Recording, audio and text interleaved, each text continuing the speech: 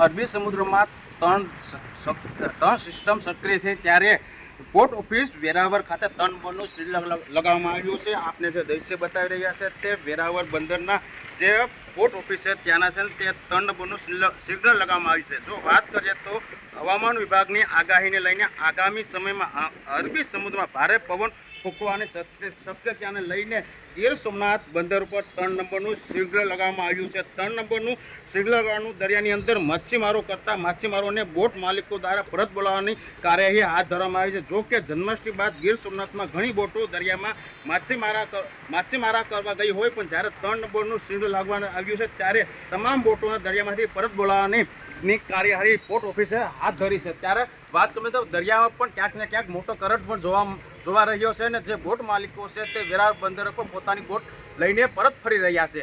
News capital Arvind Sodha, Gir Somnath.